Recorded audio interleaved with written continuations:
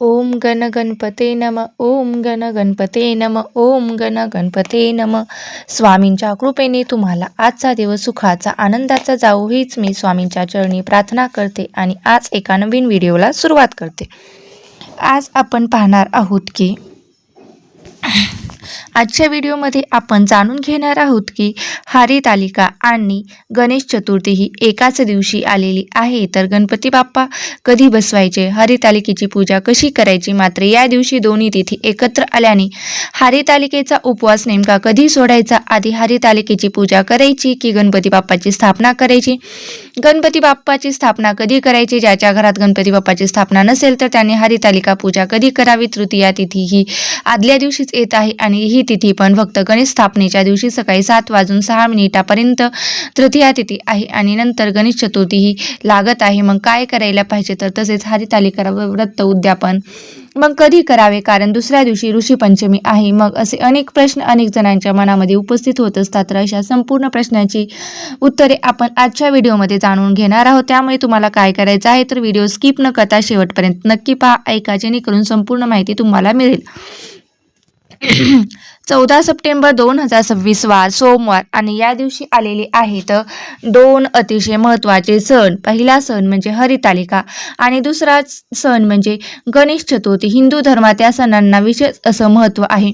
साधारणपणे हरितालिका आणि गणेश चतुर्थी एकाच दिवशी येत नाहीत, पण यावर्षी योगायोगाने 2026 मध्ये हरितालिका आणि गणेश चतुर्थी ह्या एकाच दिवशी आलेल्या आहेत. यामुळे यावर्षी हे दोन्हीही सण 14 सप्टेंबर रोजी या एकाच दिवशी आले असल्याने यंदा हे दोन्ही सणाचे धार्मिक महत्त्व देखील तेवढेच वाढलेले आहे.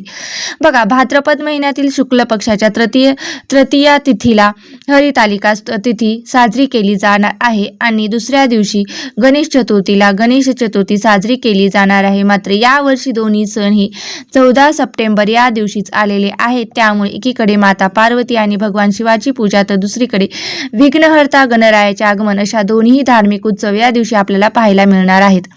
आपल्या आजीने सांगितले आहेत की गणपती बाप्पांनी हरितालिका बघितली नाही पाहिजे. म्हणजेच काय, तर गणपती बाप्पाचे आपण आणण्याआधीच हरितालिकेचं विसर्जन करायला हवं, असं बऱ्याच ठिकाणी प्रथा आहे. आमच्याकडे पण अशीच प्रथा आहे.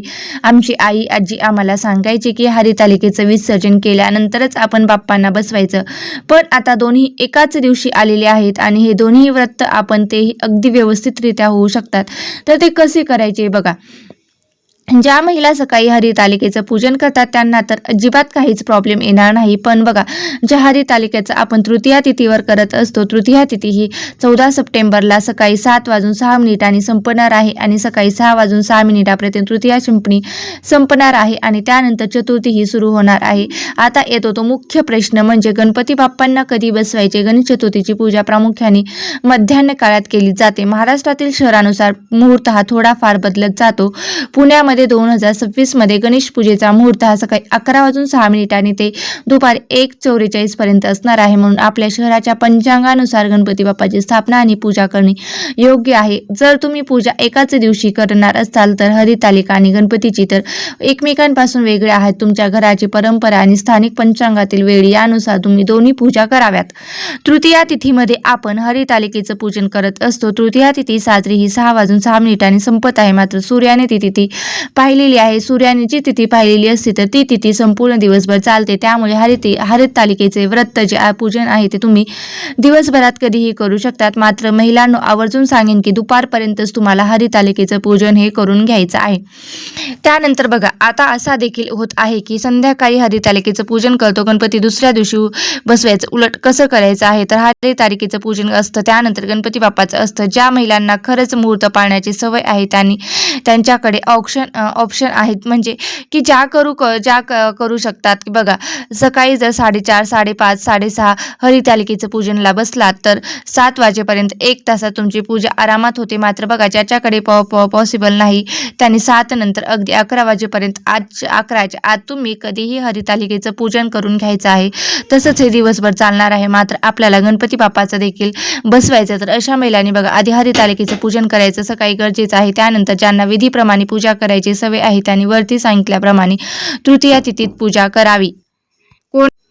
त्याचप्रमाणे हरितालिकेची पूजा ही बाप्पांना दिसायला नको, तर तुम्ही किचनमध्ये हरितालिकेची पूजा मांडणी देखील करू शकता, म्हणजे देवाऱ्याजवळ सुद्धा करू शकता. आणि गणपती बाप्पा तुम्ही दुसरीकडे हॉलमध्ये सुद्धा बसवू शकता, किंवा ज्याच्याकडे एकच रूम आहे, ऑप्शन नाही, अशा महिलांनी एकाच रूममध्ये मनोभावे भक्तिभावे दोन्ही व्रत केली तरीही चालेल.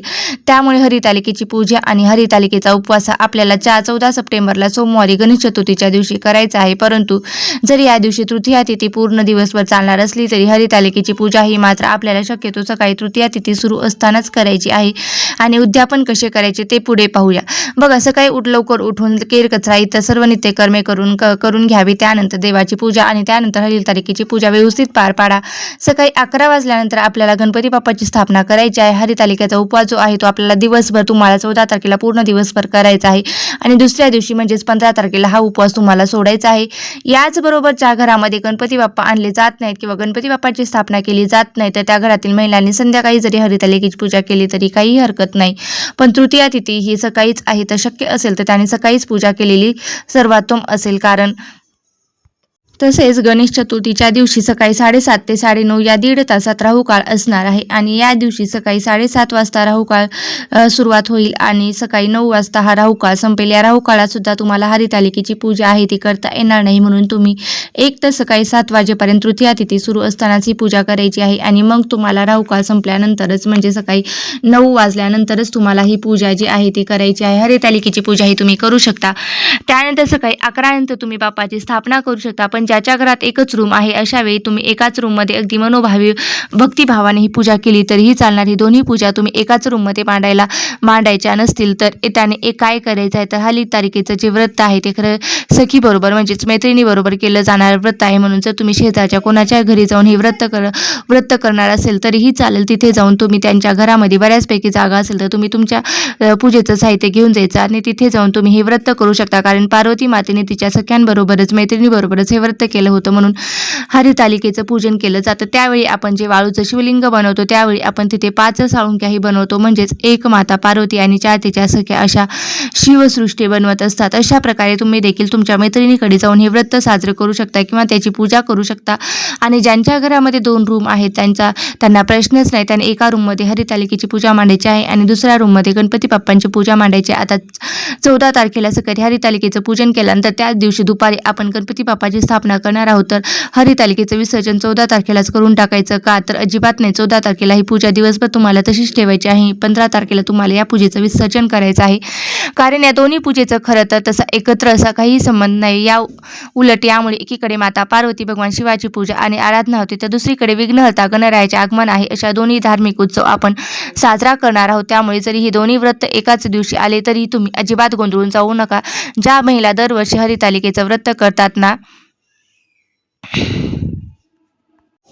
तसं तर आपण दरवर्षी हरितालिकेचं पूजन हे संध्याकाळी करतो. यावर्षी ही पूजा सकाळी लवकर करायची आहे. आणि ज्यांच्याकडे गणपती बाप्पाची स्थापना केली जात नाही त्यांनी संध्याकाळी हरितालिकेची पूजा केली तरीही चालणार आहे. आता कोणतीही पूजा घरात करायची म्हटली की आपली धावपळ होतेच, आणि या दिवशी तर आपल्याला 2-2 पूजा करायच्या आहेत, त्यामुळे आपली खूपच धावपळ होणार आहेत. म्हणून या दोन्ही पूजेंच्या मध्ये तुम्हाला थोडासा गॅप ठेवायचा आहे. म्हणजेच काय, तर जसं की तुम्ही सकाळी 7 वाजेपर्यंत हरितालिकेची पूजा पूर्ण करून घ्यायची आहे. त्यानंतर तुमचा जो वेळ आहे तो तुम्हाला बाप्पांच्या पूजेच्या तयारीसाठी देता येईल. 11:20 आपल्याला गणपती बाप्पाच्या स्थापनेचा जो शुभ मुहूर्त आहे तो आपल्याला या शुभ मुहूर्तावरती घरात गणपती बाप्पाची स्थापना करता येईल. यानंतर तुम्ही बाप्पांची पूजा आरती वगैरे करू शकता. आता हरितालिकेचा जो उपवास आहे तुम्ही दिवसभर 14 तारखेला करायचा आहे आणि हा उपवास जो दुसऱ्या दिवशी आहे तो 15 तारखेला तुम्हाला सोडायचा आहे.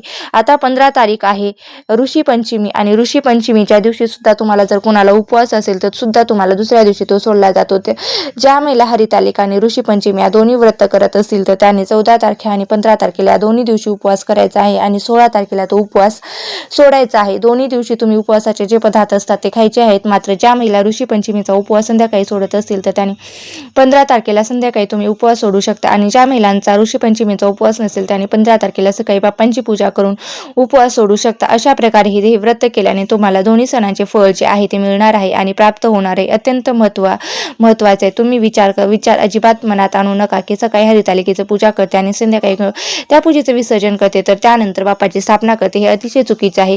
हे शास्त्राच्या विरुद्ध आहे. त्यामुळे हा विचार तुम्ही चुकूनही मनात आणू नका. बघा 14 तारीख ही सकाळी 7:06 तृतीय तिथी असणार आहे. त्यामुळे तुम्हाला या तृतीय तिथीपर्यंतच हरितालिकेचं पूजन करून घ्यायचं आहे. त्यानंतर 11:20 या शुभ मुहूर्तावर तुम्हाला गणपती बाप्पाची स्थापना आपल्या घरामध्ये करायची आहे आणि दुसऱ्या दिवशी 15 तारखेला हरितालिकेचे पूजेचं विसर्जन करायचं आहे, जेणेकरून आपल्याला दोन्ही व्रताचं फळ पुण्यफळ हे प्राप्त